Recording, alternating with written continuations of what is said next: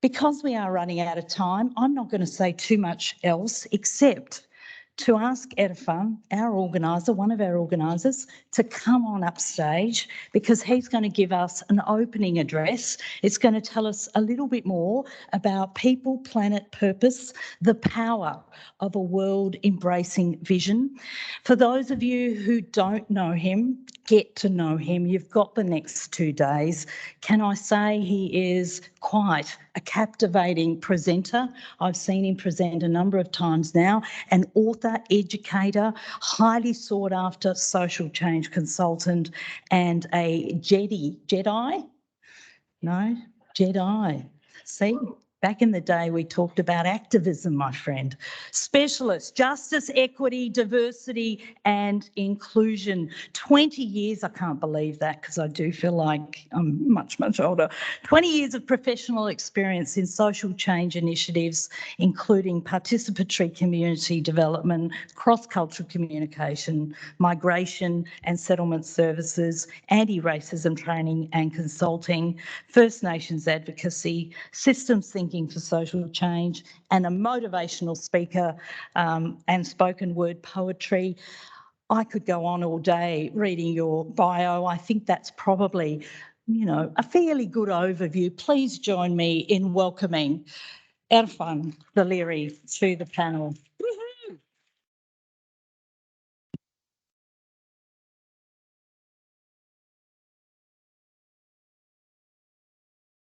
Thank you, Maria. I really appreciate everything you have been doing for us the last few months to bring this together as well. Could you please give a hand for our MC for today, Maria Diamopoulos? Welcome, everyone. I too would like to acknowledge that we are on the land of the Wurundjeri, Wurrung and Bunurong Boonwurrung people. Welcome to Naarm for those of you who've travelled from out of the city. It is an absolute honour and pleasure to see all your beautiful, resplendent faces here to join us in the conversations that we're going to have for the next couple of days. I want to truly acknowledge you for showing up for this thing called Newkind and for your commitment and your resilience to the embodiment of justice and equity in society. And I want you to really pay respects to yourselves and to each other, because every single one of you in the room here is a wealth of knowledge who works in these spaces, from gender equity, First Nations advocacy, ending poverty, race equity. And I really would like to ask you all to take the opportunity to learn from each other as much as we possibly can over the next couple of days. These kinds of platforms aren't given to us. This platform in particular was not given to me either. Maria was talking about how Newkind isn't a polished, fully funded enterprise. Little do you know, the very first Newkind 6 years ago, I was digging holes for toilet blocks on a property in Tasmania where we built a kitchen and a main stage out of salvaged scrap metal and wood so that we could hold these conversations. So make the most of this space, because we don't often get to speak as honestly as we will be able to the next couple of days. We are often bound by politeness and propriety, and today and tomorrow, those bounds are no longer on us. I want to thank you for the love you have in your hearts that has drawn you to here as well, and to acknowledge that there is a loose molecular bond that has brought us together. This attractive force that has brought you here together is something I want to acknowledge. And that attractive force is your desire for peace and prosperity and justice in the world.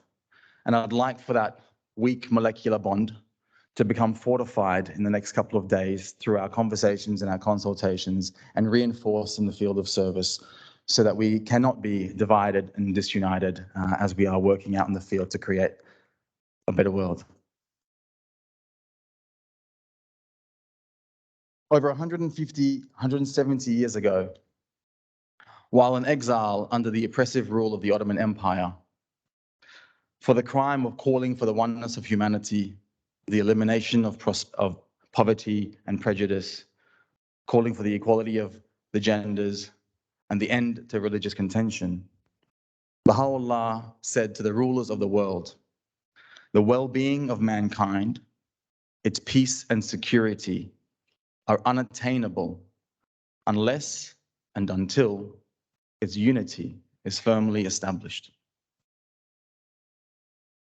And still, 179 years later, those words have remained unheeded. And the devastation and destruction that we witness and experience in our world today continues unabated because we have not spent long enough reflecting on the profound wisdom within those words. What on earth does unity have to do with ending poverty, violence, inequity, and injustice? We haven't spent long enough thinking about the implications of this principle of unity when designing initiatives for social change. And perhaps if we were to reflect on how our own human body would function if it was in disunity with itself, we might realize how critical this principle of unity actually is. The trouble is, we haven't yet convinced ourselves, our leaders, or even our children that we are in fact one body. We haven't really acknowledged and believed that quite yet. So we are acting in dissonance and disparity with one another.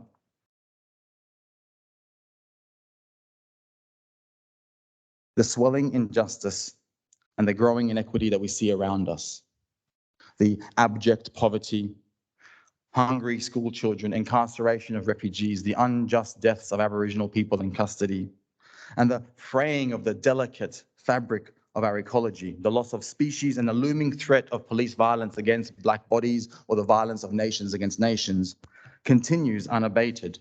And it is enough to break any sane heart, any given moment. And yet, what makes it all that much more unbearable and heartbreaking is how completely and utterly unnecessary it all is. It is not required.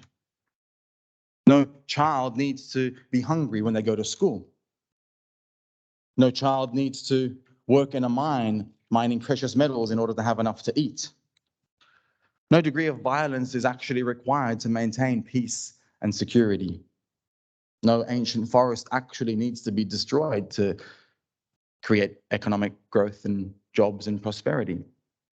No pensioner needs to actually have to choose between paying their phone bill or their heating bill. No student needs to have to choose between paying their rent or buying their medications. And no country certainly needs to invade another country in order to secure the resources to maintain the standard of living of their constituents. All of this is completely and utterly unnecessary. We are a body that is acting in dysfunction with itself, because we have not yet firmly established this underlying fundamental principle of the oneness of mankind and the unity of the human race. And by unity, I don't mean in a lovey-dovey, hold hands, esoteric kind of way. By unity, I mean in a ecological, scientific, quantum mechanics, social and economic policy kind of way. In a very real and tangible way, we have not yet fully acknowledged that we are in fact inseparable from one another and from the planet from which we have sprung. Every bit of inequity and injustice in this planet is an outcome of the fact that we are acting in disunity and disharmony with our own self. I want you to consider unity and oneness in the way that the entire planet functions as one unified whole. The way your body functions as one unified whole.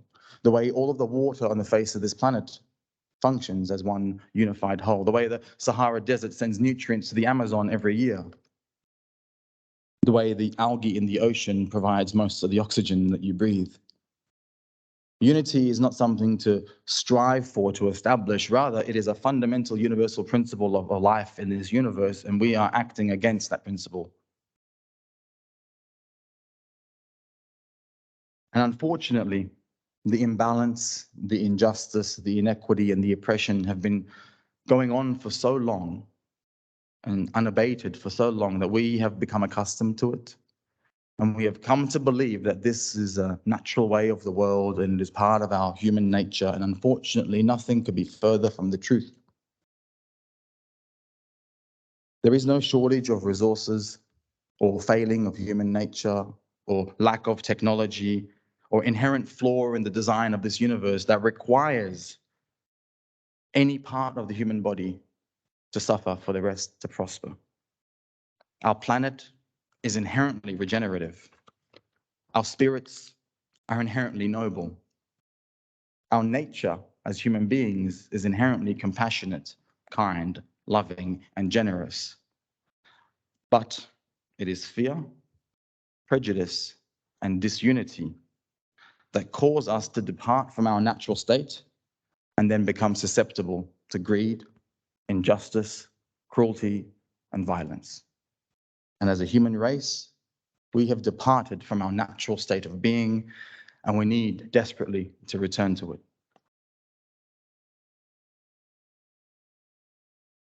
Because justice is not simply a prerequisite for unity, nor is it just simply a function of a civil society.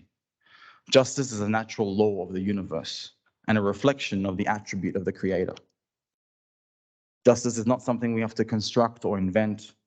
It is an essence and a virtue that actually exists in the very essence and fabric of your soul. Justice can be denied and it can be obscured, but it can never be lost or forgotten. Even as children, we understand justice. And no matter how many layers of materialism or ego or fear or prejudice we layer upon our souls, justice is still there, regardless of the insulation we have placed upon it. It is our natural equilibrium towards which our social ecosystem is moving. Our whole planet is moving towards this. It is the desire of our world to move towards it. And this is what Dr. Martin Luther King was alluding to when he said the moral arc of the universe is long, but it bends towards justice. We need to keep this in sight and not lose sight of the fact that we are on a trajectory and everything in existence is pushing us towards that eventual goal of the unification of the human race and its peace and prosperity. And while we act in disunity and disharmony and discord, even the very ecology that has supported our life is now responding to that disunity and forcing us to come to terms with the fact that we are in fact inseparable. Climate change is an outcome of our disunity and an economic and social system that was designed on superiority and exclusion. And climate change is also ushering us towards the final realization that actually we can't solve this issue until we do resolve those underlying issues of unity in the first place. There is a process that we are on that starts with truth, moves towards justice. Justice allows us to have unity.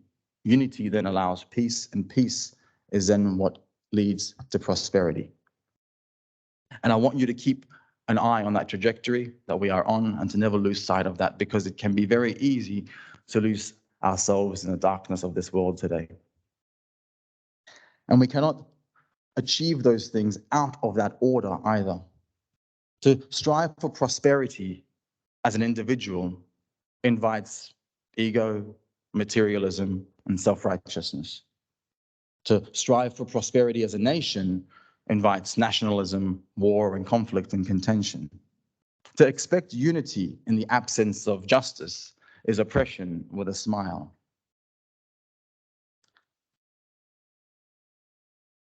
And to strive for peace without unity is fragile and brittle. The discussion panel that we're going to start this conference with is titled Truth, Voice, and Treaty. But I don't want us to imagine that that is where it ends either.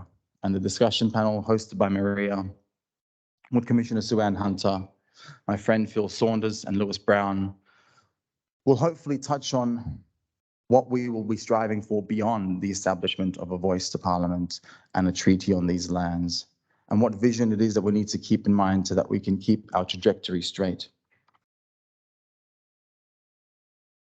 And to fight against inequity as if it were a war is the very type of thinking that caused inequity in the first place. And to imagine that some of us inherently morally upright and others are morally bankrupt and that some of us have got the answers and the other ones don't, and they're depraved, is the very type of superiority that justified terra nullius, slavery, colonization, and stolen generations. And to fix the symptom of an illness without understanding the underlying root causes is like a doctor trying to heal a disease by addressing a symptom. And that is not how a skilled physician would try to heal an ailment in your body. And what is now required of us is for us as individuals to become skilled physicians and to keep in mind the body of humanity as the patient that is sick. And what are the underlying root causes of this illness that we see in our planet? Of poverty, violence, war, conflict over resources, prejudice. And once we reflect on this body of humanity and understand its inextricable interconnectedness and its inability to reach peace and prosperity individually, as nations, as communities, as groups, only then can we come to the solutions that we require as a human race. And one of the things that breaks my heart just as much as how unnecessary all of this is, the inequity that we experience in our world, is the fact that we have not even begun to scratch the surface of human capacity and capability on the face of this planet.